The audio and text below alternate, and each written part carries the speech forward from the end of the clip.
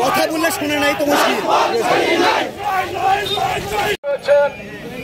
বাংলাদেশ জাতীয়তাবাদী যুব দলের জেলার বিপ্লবী আহ্বায়ক সাবেক ছাত্রনেতা, আমি বক্তব্য দীর্ঘায়িত করব না।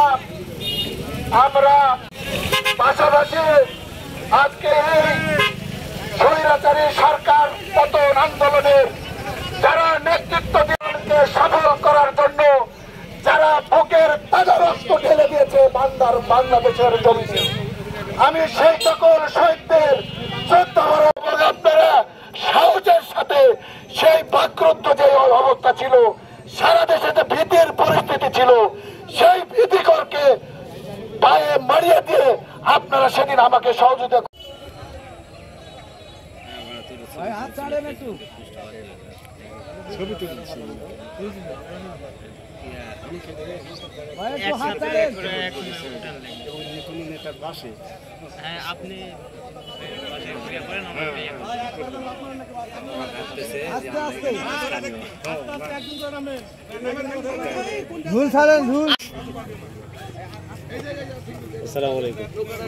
ظلمنا أنفسنا وإن لم تغفر لنا وترحمنا لنكونن من الخاسرين. اللهم ربنا رحيم رب ارحمهما كما ربياني صغيرا.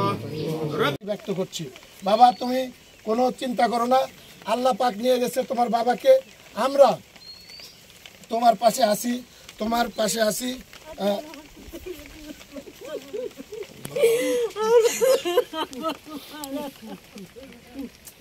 আমি ডালি বুনা ভাত খাই, বাবা 3 মুজারা খাই, 3 মুজা কাটে চুল করাইছে।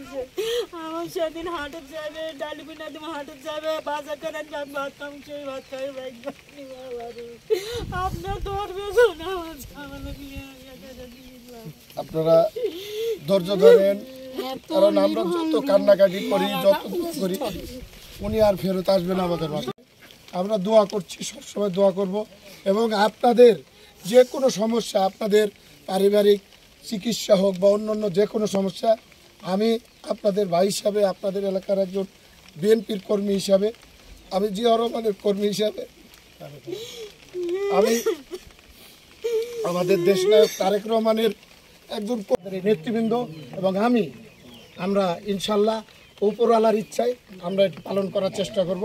আর আমাদের প্রিয় নেতা তারেক রহমানের কঠোর নির্দেশনা আছে যে তোমরা নেতা খেলি হবা, কিন্তু তারেক রহমান নামটা বলেন। এইটা আমাদের প্রিয় নেতা তারেক রহমানের পক্ষ থেকে, ঠিক করে তো, পক্ষ থেকে, এবং আমরা এই মান্দার বিএনপি পরিবারের পক্ষ থেকে, পরানপুর বিএনপির পরিবারের পক্ষ থেকে আমরা আপাতত এখানে এসছি। সেই কারণে এখানে আমার মনে দেখো কত আছে,